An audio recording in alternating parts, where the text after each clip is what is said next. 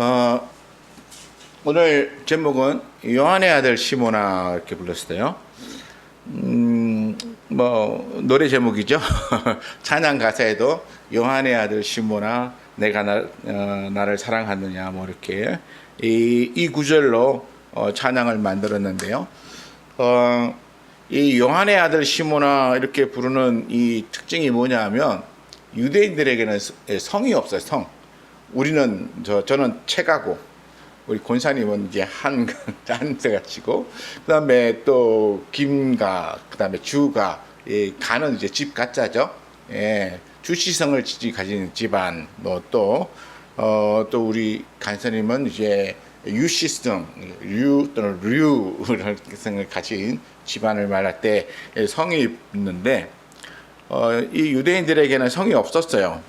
그리고 또 고대에는 이제 성이 거의 없었어요.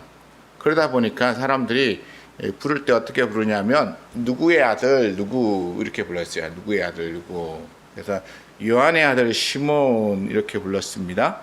그러니까 나중에 이게 어떻게 되냐면 이 요한의 아들 이렇게 영어식으로 붙이면 이렇게 존 이렇게 되죠. 뭐 son of John 뭐 이렇게 되는데 son of John이 아니죠. 그렇게 하는데, 근데 이 존의 아들 이렇게 해서 나중에 영어식 이름에 뭐가 되냐면 존슨 이름 많이 들어보셨죠? 존슨. 예, 이게 존의 아들이란 뜻이에요. 특별한 게 아니고 존의 아들이란 뜻이고 또 스미스라고 하는 이름 아시죠? 스미스. 이 스미스는 무슨 뜻이냐면 대장장이 뭐 이런 뜻이에요. 대장간에서 일하는 사람. 근데 그게 성이 됐어요. 그래서 스미스 뭐 이런 식으로 영어에도 보면 그렇게 붙어요. 또 일본에도 보면 일본에서 성 쓰는데 뭐 다나카 이러면 밭에서 만난 사람 뭐 이런 뜻이 있어요. 그게 약간 일본의 이 전쟁으로 인해서 생겨난 그 특징으로 인해서 나타난 건데 일본에는 성이 한 30만 가지가 된대요. 굉장히 많아요. 그래서 일본이 이제 막부 시대를 거치면서 생겨난 그 전란으로 인해서 생겨난 특징 때문에 만들어진 것인데 여기 요한의 아들 시몬도 그 당시에는 성이 없었기 때문에 요한의 아들이라고 하는 이름을 뒤에다가 붙여주면서 시몬이 누구의 집 아이인가라고 하는 것을 이렇게 정의하는 거예요. 특히나 이제 동네에서 부를 때는 누구야 이렇게 부르지만 그러나 이렇게 문서에 기록한다든가 또는 대외적으로 뭔가 할 때는 이 사람은 누구의 자녀, 누구의 아들입니다. 뭐 이렇게 말할 때는 이렇게 존슨 뭐 또는 요한의 아들 시모나 이렇게 부르시는데 예수님께서 베드로를 부르실 때에 특별히 요한의 아들 시모나 이렇게 부르시고 계십니다. 그것은 이 요한의 아들 시몬이라고 하는 것을 부르실 때는 좀 공식적인 어떤 의미를 좀 담고 있어요. 개인적인 의미보다는. 제가 어떤 것을 보다 보니까 외국 사람들은 자기들하고 친하면 자기 이름을 전부 다 부르게 하지 않는데요. 우리는 이름 뭐 다 부르잖아요. 근데 친하면 이름 전체를 안 부른대요. 그 자기의 애칭, 그 집안에서 불려지는 이 짧게 부르는 애칭 이것을 부르게 함으로써 친밀도를 나타내는데 그래서 이 이름 전체를 부를 때는 뭔가 낯설거나 또는 공식적인 어떤 자리 이런 곳에 갔을 때는 이름 전체를 부르는데 그렇지 않으면 대체로 저렇게 짧게 그 애칭을 부름으로써 친밀감을 나타내기도 하고 그 자기 자신을 이렇게 사람들에게 가까이 다가가게 만드는 역할을 합니다. 그런데 예수님께서 베드로를 베드로야 부르지 않으셨어요. 이 베드로야라고 부르지 않은 것에 대해서 우리가 한번 생각해 볼 필요가 있습니다. 그냥 베드로의 이름이 원래 이름이 시몬이기 때문에 예수님이 시몬이라 불렀다 이렇게도 생각할 수 있습니다. 그런데 예수님께서 이 시몬에게 베드로라고 하는 이름을 또 다르게 지어 주셨거든요. 그러고 난 다음에 우리 주님은 또 그렇게 지어주신 이름을 부르셨어요. 그래서 베드로라고 따로 부르시기도 하셨고, 성경에 보면 그렇게 이 시몬의 이름을 베드로라고 기록해서 많이 이렇게 쓰는데, 그런데 예수님께서는 특별히 오늘 베드로를 향해서 요한의 아들 시몬아라고 이렇게 부르셨습니다. 저는 이 부름에 대해서 베드로를 향한 우리 예수님의 특별한 관심이고 또 은혜이고, 또 그를 이 여러 명의 제자들 앞에서 다시 공식적으로 불러서 그에게 특별히 언급하고자 하시는 하나님의 예수님의 뜻이 있다고 저는 생각해요. 지금 물고기 잡으러 가겠다라고 해서 지금 갈릴리 바다로 내려왔습니다. 그리고는 밤새도록 고기를 잡았어요. 고기를 못 잡았습니다. 그리고 예수님께서 그물을 오른쪽으로 던지라라고 하는 말에 그물을 던져서 건져 올렸더니 큰 고기가 153마리나 잡혔어요. 엄청나게 많은 고기가, 그것도 작은 고기도 아니고 큰 고기가 잡혔습니다. 그리고는 이 제자들이 예수님인 줄 알고 얼른 쫓아왔는데, 베드로는 뭐 배가 아직도 거리가 먼데 물에 뛰어내려서 아마 수영도 잘했겠죠. 그렇게 해서 얼른 와서 예수님을 만나 뵀는데, 그리고는 제자들이 이렇게 둘러 앉아서 지금 조반을 먹습니다. 그런데 그 조반을 먹은 후에 예수님께서 베드로에게 이렇게 말씀하셨죠. 요한의 아들 시몬아.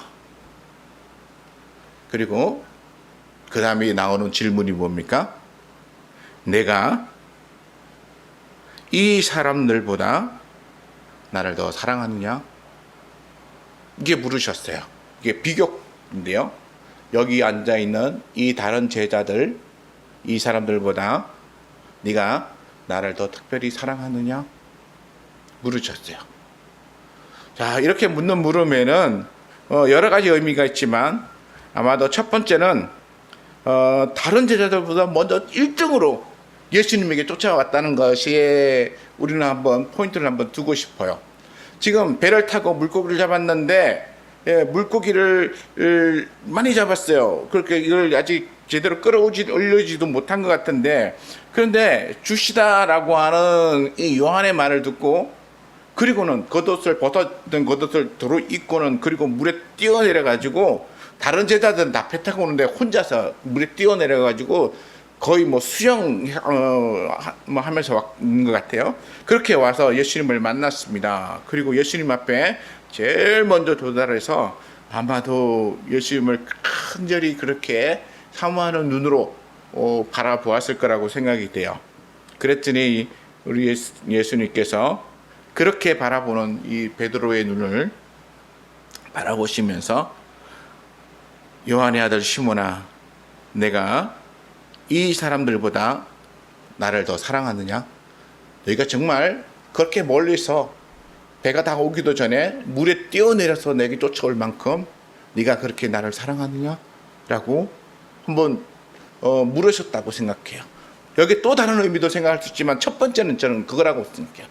네가 다른 모든 것을 제쳐놓고, 그리고 나한테 이렇게 쫓아와서 제일 먼저 내 앞에 와서 앉을 만큼 그렇게 나를 사랑하느냐? 라고 물으셨어요. 여러분은 어떠십니까?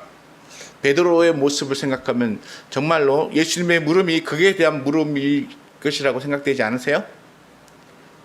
여러분들이 주님 앞에 나 주님 사랑합니다 라고 이렇게 쫓아와서 그럴 때 그 열정, 무엇보다도 주님 앞에 가장 먼저 다가오려고 하는 그런 모습을 우리 주님이 기뻐하지 않으실까요?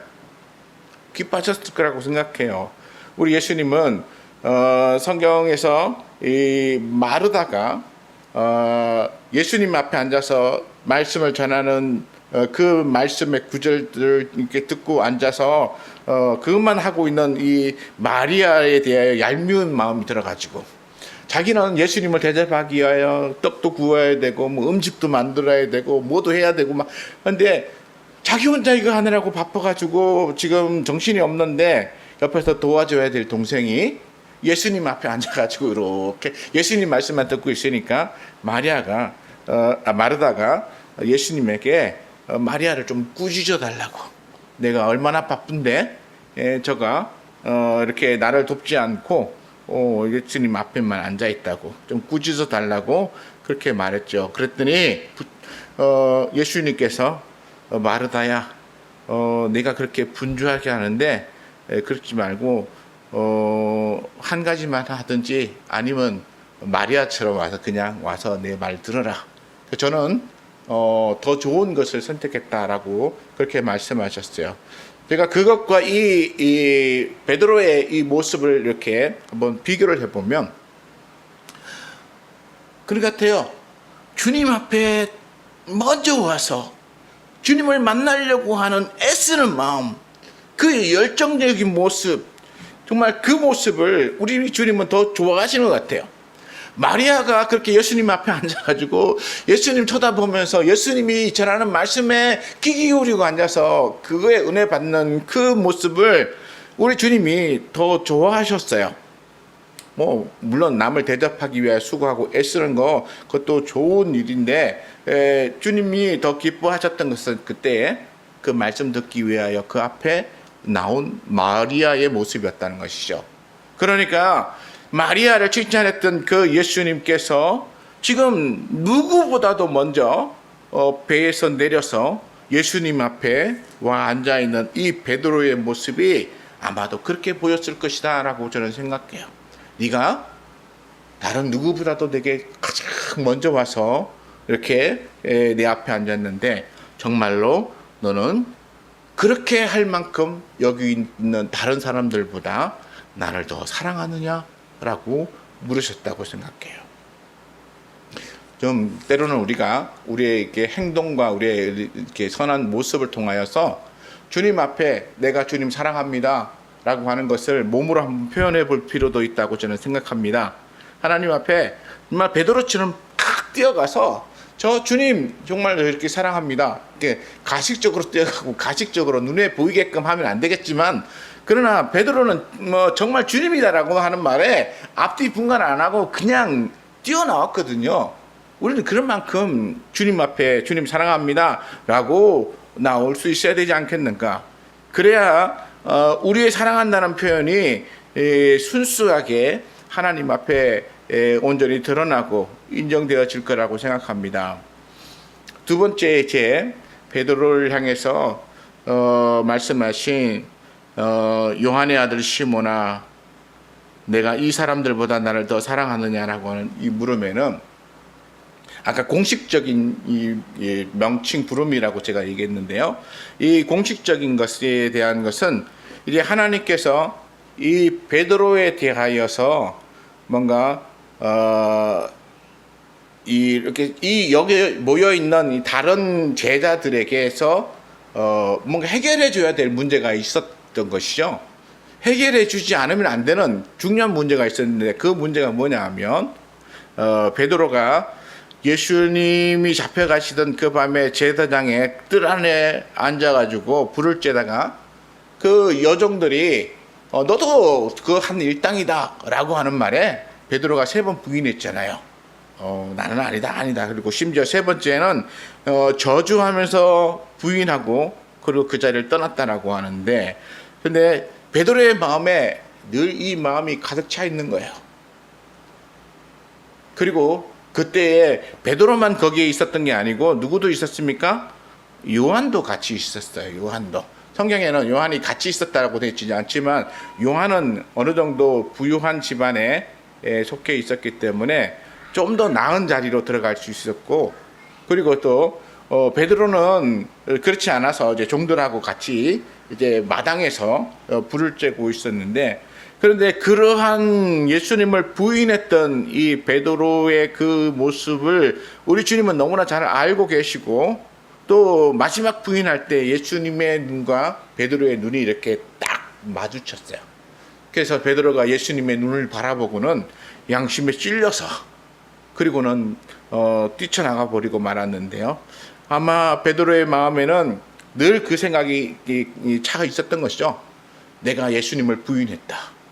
내가 그 순간에 그 여정들이 나에게 대하여 말할 때 내가 그것을 위기로 느끼고 두려움을 느끼고 그리고는 순간적으로 그 순간을 모면하기 위하여 내가 예수님을 그렇게 3번이나 부인하고 그리고 저주하면서 그 자리에서 위기를 모면했다라고 하는 사실을 베드로는 늘 이렇게 가지고 있었던 것이요. 마음에 무거운 짐으로.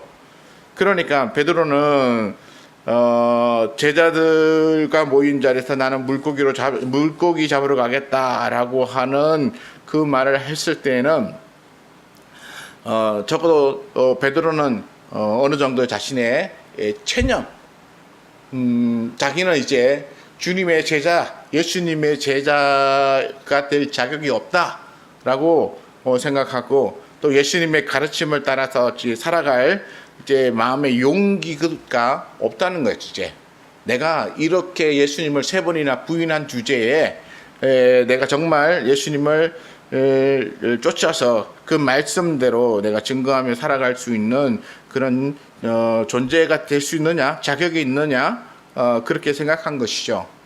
우리도 그렇잖아요. 우리도 죄가 많고 허물이 많아가지고 특히나 막 이렇게 양심에 걸리는 이 죄를 범하고 나면 그 순간부터 한동안은 우리는 내가 이렇게 예수님 말씀대로 살 정말 그리스도인의 자격이 있나? 또 어떤 때는 그런 죄가 마음에 걸리면 기도하려고 하다가도 내가 기도할 그 자격 없는 사람인데 내가 여기서 기도한다고 응답이 되겠어? 뭐 이렇게 하는 그런 어떤 양심의 부담감이 느껴지는 거예요. 그러니까 베드로는 얼마나 더 그런 마음이 들었겠습니까? 그런 마음이 드는 순간 베드로는 나는 주님의 제자 될 자격이 없어. 그러니까 나는 주님의 제자로서 살기보다는 이제는 옛날에 내가 물고기 잡는 어부였으니까 난 다시 물고기 잡으러 갈래. 이러고는 물고기 잡으러 가겠다라고 말하니까 그 옆에 있던 제자들이 이 베드로가 왜 그렇게 말한지에 대해서 잘 이해를 못한 사람도 있을 거라고 생각해요. 그리고는 자신들도 지금 예수님이 안 계시니까 특별히 할 게 없으니까 나도 이러면서 베드로와 함께 같이 가겠다고 무려 7명이나 같이 이제 내려가게 됩니다. 이러한 양심의 거리낌을 갖고 그 다음에 주님을 따를 만한 자격이 없다고 생각하는 베드로를 이렇게 요한의 아들 시몬아 라고 부르시면서 물으십니다. 내가 이 사람들보다 나를 더 사랑하느냐? 그러니까 여기 있는 사람들보다 나를 더 사랑하느냐? 비교적으로 해서 정말 이 사람들 얘보다 나 더 사랑해? 우리가 이게 질량적인 문제로서 어떤 양이 더 많은 것처럼 사랑하는 정도가 더 많은 것을 이야기한다기보다는 베드로의 사랑이 정말 베드로가 예수님을 향한 사랑이 정말 진실한가 아닌가라고 하는 물음에 더 포인트가 있다고 생각해요. 제자들 12명을 다 앉혀놓고 이 12명 중에 네가 제일 날 사랑하는 거지? 라고 우선순위를 매겨서 너 1번, 너 2번 이런 식으로 평가하려는 것이 아니라 베드로가 얼마나 순전하게 예수님을 향하여 뜨거운 마음으로 사랑하고 있는지에 대해서 예수님께서는 이 베드로의 마음을 한번 다시 확인하기 위해서 물어보시는 것입니다.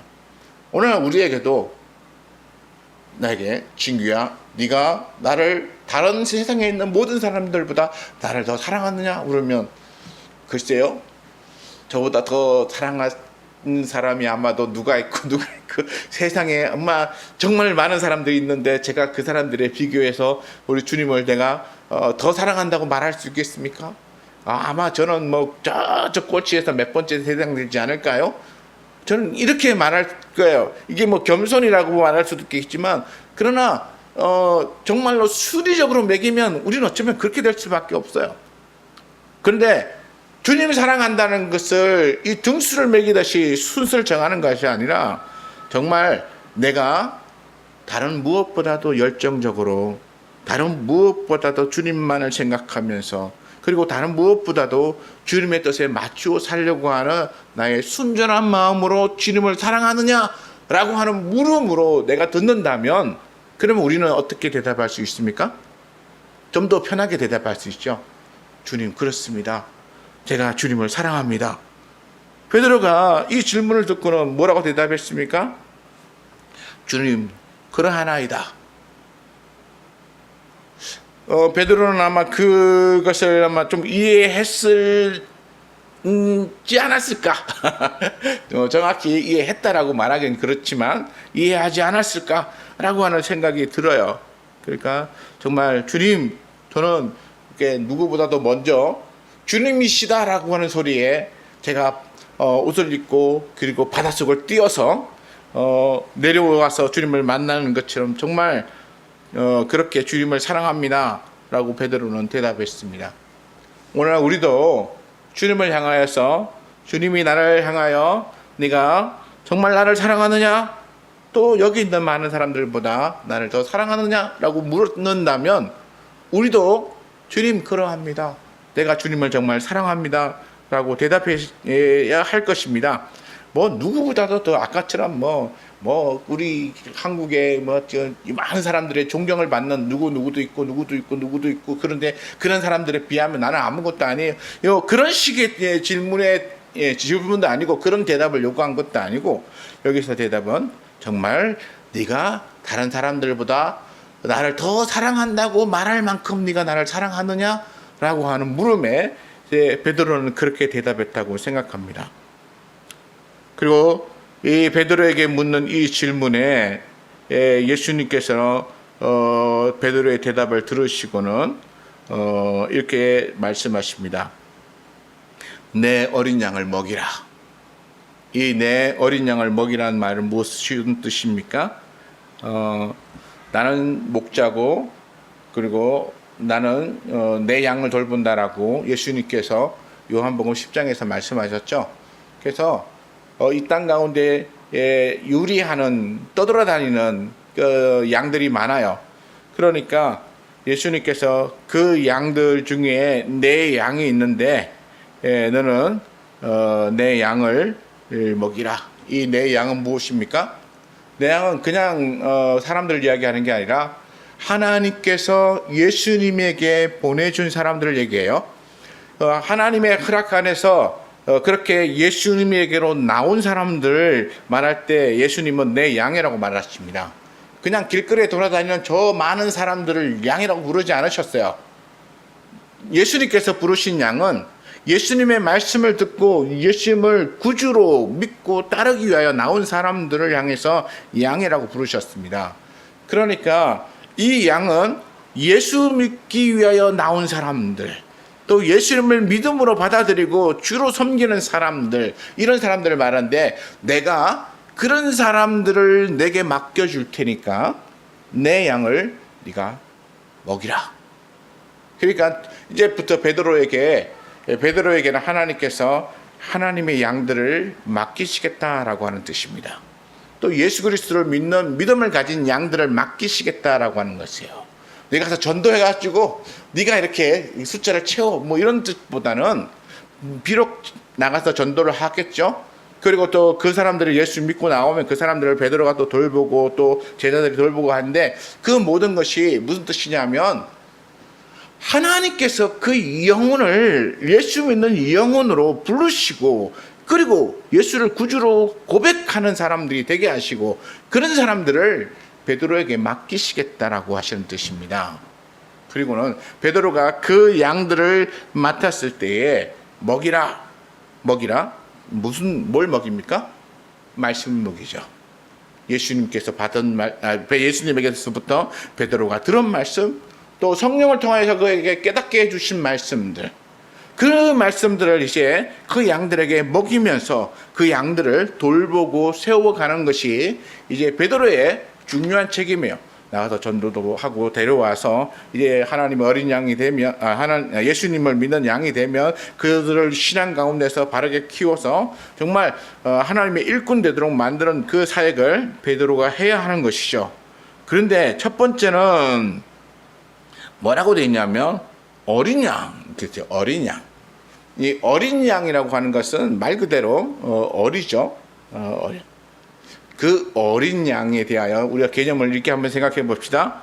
어린 양, 우리 어린아이, 다시 말해서 영적으로 어린아이, 이제 예수를 믿기 시작한 지 얼마 되지 않은 영적으로 어린 사람들, 이런 사람들에 관해서 주님이 베드로에게 맡기신 것이다라고 생각합니다. 그래서 뭐 맨날 어린 그 초신자들만 맡는 그런 얘기가 아니라, 이제는 베드로와 그 제자를 통하여서 이제 예루살렘 교회에 무슨 일이 일어납니까? 예수 믿는 사람들이 생겨나기 시작하죠. 그게 이제 베드로가 이제 요한과 더불어서 이제 성전 미문으로 들어가다가 그 안전뱅이에게, 구걸한 안전뱅이에게, 내가 너에게 줄 뭐 금은 보화는 없지만 내가 예수 그리스도의 이름으로 너를 일어나게 하겠다 이러고 일으켜 세우잖아요. 그 이후부터 무슨 일이 벌어졌습니까? 사람들이 예수 믿는 놀라운 일들이 벌어졌어요. 베드로가 나가서 한 번씩 설교할 때마다 몇 명씩 믿었습니까? 뭐 3,000명, 5,000명씩 믿는 놀라운 역사들이 나타났어요. 그러니까 베드로를 통하여서 지금 예루살렘에 하나님의 교회가 시작하는 거예요. 이전까지 왔던 그 유대인의 그 율법적인 어떤 것이 아니라 예수 그리스도의 이름으로 시작하는 교회가 시작된 것이죠. 그러니까 베드로가 처음 교회를 이렇게 세우는 놀라운 일들이에요. 성령을 받고 나가서 막 제자들과 방언으로 막 그렇게 할 때에도 놀라운 일이 일어났는데, 이런 일들을 통하여서 예루살렘의 교회들이 처음 시작한 거죠. 그때 이제 들어온 사람들은 뭐 적어도 뭐 이렇게 표현하면 어거지라고 말할 수도 있겠지만, 그러나 저는 그때 시작한 초기 교회, 그 초대 교회, 그 연약했던 그 교회는 어린 양이라고 저는 생각해요. 그 어린 양, 이 베드로를 통하여서 세워지는 그 어린 양 같은 교회를 주님이 베드로에게 맡기시는 것입니다. 그리고 베드로가 그 사역의 중심에 서게 하시죠. 그때는. 나중에야 이제 사도행전을 읽어보면 이 베드로가 예루살렘 교회의 중심이 아니라 예수님의 동생 야고보가 예루살렘 교회의 중심이 되어져 있지만, 그러나 이 초기에 막 성령의 역사를 받고 그렇게 안전뱅이를 일으켜 세우는 이런 일들을 할 때에는 베드로가 그 사역의 중심이었어요. 그리고 그 사역을 통하여서 교회가 부흥하여 일어나기 시작했던 것입니다. 그러니까 베드로를 향해서 내 어린 양을 먹이라 라고 했던 말을 저는 그렇게 한번 생각해 봤어요. 어떻습니까? 우리가 하나님의 뜻 가운데서 하나님이 시작하는 이 일들을 하나님께서 누구에게 지금 맡기시고 계십니까? 베드로에게. 그러면서 첫 번째로 물으신 게 뭐냐면, 내가 여기 모인 다른 어떤 사람들보다도 나를 더 사랑하느냐? 그러니까 등수가 아니라, 순위가 아니라 진심으로 나를 사랑하느냐? 라고 물으셨고, 그래서 베드로가 그러하이다, 내가 주님을 사랑하는 줄을 주님께서 아십니다. 그리고 그것을 몇 번이나 물으셨습니까? 3번을 거듭 물으셨어요. 그래서 두 번째도 16절에 보니 요한의 아들 시몬아, 내가 나를 사랑하느냐? 이렇게 또 물으셨어요. 그랬더니 베드로가 주님 그러하나이다. 뭐 여기 뭐 아가페 사랑, 뭐 필레오 사랑 이렇게 있는데 뭐 저 그런 건 다 떠나서 정말 주님 그러하나이다라고 베드로가 또 대답합니다. 내가 주님을 사랑하는 줄 주님께서 아시나이다. 내가 얼마나 주님을 사랑하는지, 내가 비록 그때는 주님을 모른다고 그리고 돌아섰지만, 그러나 그 순간의 실수를 제외하면 그동안 제가 3년 동안 따라다니면서 주님을 사랑한다고, 주님을 따라다니면서 함께했던 시간들을 주님이 다 아시잖아요. 그러니까 주님은 내 실수를 이렇게 인정하시고 그냥 실수라고 그렇게 하시면, 그런 나머지는 내가 정말 주님을 사랑해서 누구보다도 더 열정적으로 주님을 따르고 주님보다 앞서고 뭐 무리로 그러구라 할 때도 쫓아가고 그렇게 했던 베드로 자신의 모습을 자신 떠올리면서, 주님, 내가 주님을 사랑하는 줄을 주님께서 아시지 않습니까? 이렇게 2번이나 연거푸 대답합니다. 근데 이 정도면 베드로는 자신의 대답이 주님에게 먹혔다. 요즘식으로 말하면 먹혔다. 인정받았다. 이렇게 생각하는데, 3번째로 주님이 또 물으셨어요. 요한의 아들 시몬아, 내가 나를 사랑하느냐 물었더니 이번엔 세 번째 물으니까 이게 뭐지? 우리 주님이 왜 이렇게 세 번씩이나 물으시지? 그래서 마음에 근심하는 마음이 생겼습니다. 조금 불안한 마음도 생겼어요. 그리고는 이제 이렇게 세 번째 묻는 이 물음에 베드로는 조금 이제 자신감이 떨어진 것 같아요. 그렇지만 이제 자기가 주님을 얼마나 사랑하는지를 주님이 아신다고 생각했기 때문에 이게 똑같이 대답합니다. 베드로가 근심하여 이르되 주님, 모든 것을 아시오매 내가 주님을 사랑하는 줄을 주님께서 아시나이다. 주님께서는 모든 걸 아시잖아요. 그러니까 내 마음에 있는 이 진심도 주님이 아시지 않습니까? 이렇게 대답하는 거죠. 우리 주님 앞에 기도할 때 그렇게 기도하세요. 주님, 제가 비록 실수하고 좀 허물도 있지만 그러나 하나님은 이 모든 것을 아시듯이 내 안에 있는 진심은 주님도 아시잖아요. 그러니까 내가 비록 실수하고 넘어지고 또 어떤 게 유혹받아서 죄를 범한다 할지라도 하나님 그 실수 모든 걸 용서해 주시고 내가 진정으로 주님 사랑한다는 사실을 주님 알아주시기를 원합니다. 그리고 주님은 다 아시지 않습니까? 라고 대답하시기 바랍니다. 그러면 주님이 이렇게 말씀하세요. 내 양을 먹이라. 그래서 베드로가 이 제자들 앞에서 예수님으로부터 사명을 딱 받아요. 그리고는 사명 받고 이제 그가 어떻게 살아가야 될지 그 사명에 대하여서 우리 예수님이 말씀하시는데 이렇게 주님을 사랑한다라고 고백했던 베드로, 그래서 예수님으로부터 내 양을 먹이라고 하는 사명을 받은 베드로, 그는 이제 예수님께서 18절에 이렇게 말씀하시면서 어떻게 살지를 얘기하시는데요. 내가 진실로 내게 이르노니 내가 젊었으나 스스로 띠띠고 원하는 곳으로 다녔거니와 늙었으나 내 팔을 벌리리니 남이 내게 띠띠고 원하지 않는 곳으로 데려가리라. 그리고는 이제 19절에 가서 이렇게 말합니다. 이 말씀을 하시면 베드로가 어떠한 죽음으로 하나님께 영광을 돌릴 것을 가르치심이더라. 근데 여기 보면 재밌는 게 뭐냐면 이 요한복음을 쓰는 제자는 베드로가 어떻게 죽었다는 걸 알고 있다는 거예요. 19절에 보면 베드로가 어떻게 죽었다라고 하는 사실을 알고 있다는, 그러니까 베드로의 죽음 이후에 써인 성경이라고 볼 수 있는 거죠. 그러니까 이 성경을 쓰는 요한은 베드로가 어떠한 죽음으로 죽은 것을 이미 보고 난 다음에 예수님이 그때 그렇게 하신 말씀이 베드로가 어떤 죽음으로 죽을 것을 미리 아시고 예언하신 것이다 라고 말씀하고 계시는 거예요. 그러니까 내가 젊었으면 너 스스로 띠띠고 다녔지만 늙었으면 결국 누군가가 너를 포박해서 끌고 갈 텐데 그 끌려간 곳에서 그가 결국 십자가에 못 박혀서 죽음을 죽게 될 것이라고 하는 사실을 말씀하셨다고 말하고 있습니다.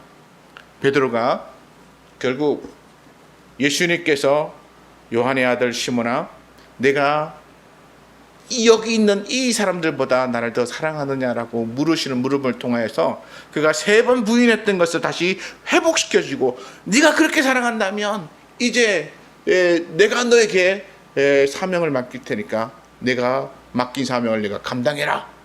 그리고 용기를 불어넣어 주신 예수님의 사명을 부여잡고 이 베드로가 이제는 자신의 목숨을 기꺼이 내놓는 거예요. 전에는 그 여종의 말에 두려워서 예수님을 3번 부인했지만 이제는 어떠한 죽음 앞에서도 다시는 예수님을 부인하지 않는 사람이 되었어요. 그래서 젊어서는 막 돌아다녔는데 이제 늙어서는 이제 포로가 되어서 끌려다니고, 그리고 사로잡혀서 십자가에 못 박히는 자리까지 가서도 그는 결코 주님을 부인하지 않고 그 죽음을 기꺼이 죽는 사람이 되었다는 것입니다. 오늘날 우리가 주님을 사랑한다라고 고백하는 고백과 더불어서 주님이 나를 부르시고 인정해 주시는 그 인정을 우리가 들을 때에 내가 어떠한 삶을 살 사람이 되었는가라고 하는 것에 대해서 한번 생각해 봐야 할 것이에요. 여러분을 향해서 부르시는 우리 아버지를 부르시면 그렇게 부르시진 않겠지만, 최진규, 너는 다른 사람들보다 나를 더 진정으로 사랑하느냐? 주님 그렇습니다. 제가 많은 실수와 많은 죄가 있고 많은 허물도 있지만 그러나 그 모든 것을 다 제쳐놓고 주님 사랑한다는 말은 진심입니다 라고 했을 때 주님이 그래 네 말이 진심이라면 너는 이제부터 내가 너에게 맡겨준 사명을 감당하는 사람이 되라. 여러분에게도 마찬가지. 여러분이 진정 주님을 사랑하고 예수님을 사랑한다면 이제 여러분이 가지고 있는 허물과 연약한 모든 걸 다 내려놓고 이제는 그 사랑한다는 그 마음 진심 그 하나 가지고 예수님이 여러분에게 맡기신 사명, 여기 보면 예수님이 내 양을 먹이라 그러는데 그러면 오늘 내게 주시는 양은 누구인가? 내게 주시는 양? 그 양은 뭐 특별한 것이 아니죠. 내 주변에 나와 함께한 사람들, 또 내가 돌봐야 될 사람들, 내가 그를 위해서 기도해 줘야 될 사람들, 이런 사람들이 내게 맡긴 양들이라고 생각해요. 그런 양들을 위하여 베드로처럼 자기의 목숨을 걸고 쫓아가는 것이죠. 자기의 죽음을 다 내어 걸고 따라가는 것입니다. 그리고는 거기에서 정말 베드로는 제 십자가를 지고 죽었습니다. 오늘 우리도 자기 십자가를 지고 예수님의 뒤를 쫓아가다가 우리가 죽어야 될 현장에서 우리는 그 십자가를 꾸고 그리고 우리는 거기 위에 십자가에 못 박혀서 죽는 죽음을 살아야 우리가 진정 예수님의 제자의 모습을 가졌다고 말할 수 있을 것입니다. 네, 이렇게 말씀하실 때 19절 맨 뒤에 보면 베드로에게 이르시되 나를 따르라. 그러니까 나를 따르라는 얘기 뭡니까? 내 제자는 어떤 사람이라고 주님이 전에 말씀하셨어요?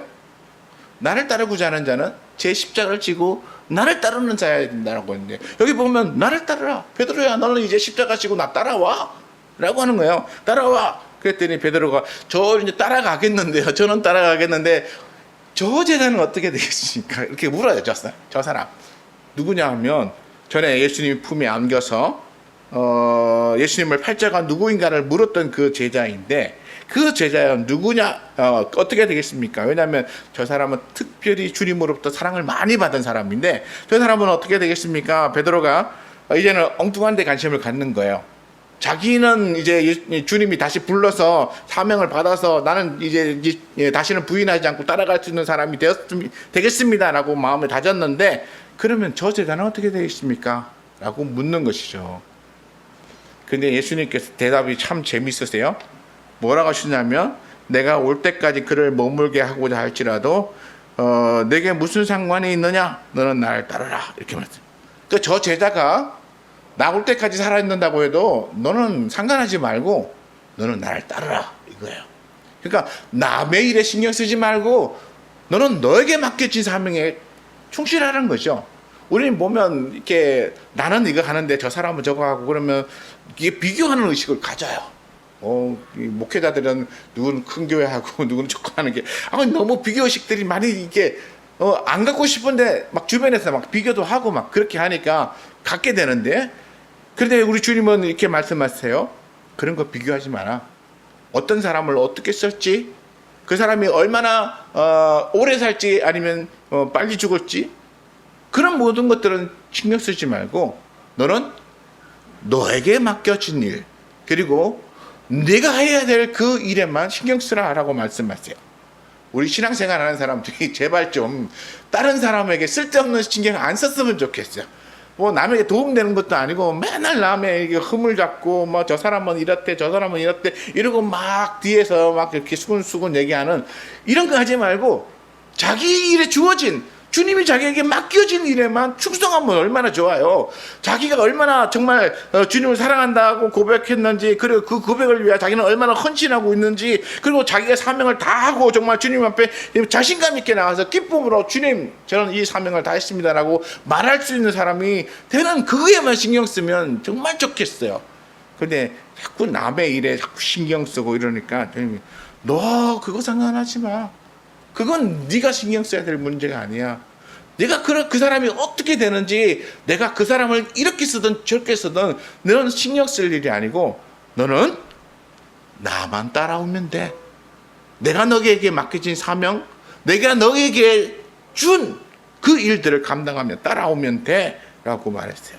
그랬더니 이 제자가 그렇게 말했어요. 내가 올 때까지 그를 머물고자 하게 한다 할지라도 무슨 상관이냐라고 한 것은 죽지 않는다라고 하는 뜻이 아니라는 것이야. 베드로는 그런 제자가 죽지 않을 것이다 라고 했지만, 그러나 죽지 않는 것이 아니고 그냥 그 사람을 뭘 어떻게 쓰든지 간에 신경 쓰지 말고 그냥 너는 하나님의 말씀에만 관심을 갖고 따라오라. 그리고 이렇게 말한 이 모든 것들이 사실이다. 그리고 이것을 쓴 사람이 바로 그 사람이다 라고 요한은 스스로 자신을 밝히고 있습니다. 오늘 우리가 다시 한번 베드로를 부르시는 예수님의 그 음성, 요한의 아들 시몬아 이렇게 부르셨습니다. 그리고 정말로 나를 사랑하느냐? 그렇다면 내가 너에게 사명을 줄 테니 사명을 감당하는 자가 되라. 네가 나를 향하여 3번 부인했다고? 그래, 그러면 네가 나를 향하여 3번 진정 사랑한다고 대답하고, 그리고 내 그 허물을 용서할 테니 나를 따라오너라. 여러분에게 맡겨진 사명. 그리고 남의 일은 신경 쓰지 마세요. 나만 주님 바라보고, 나만 주님을 어떻게 따를 것인가에만 집중하시고 믿음으로 그렇게 살아가실 때, 우리는 주님의 십자가에 내 십자가를 그 옆에다가 이렇게 꽂으면서 주님, 저도 주님처럼 그렇게 살았습니다 라고 고백할 수 있는 신앙의 사람이 될 줄 믿습니다.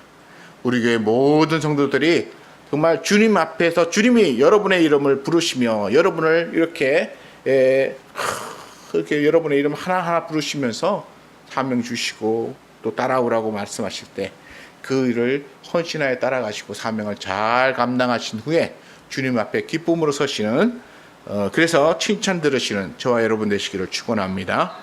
기도하겠습니다.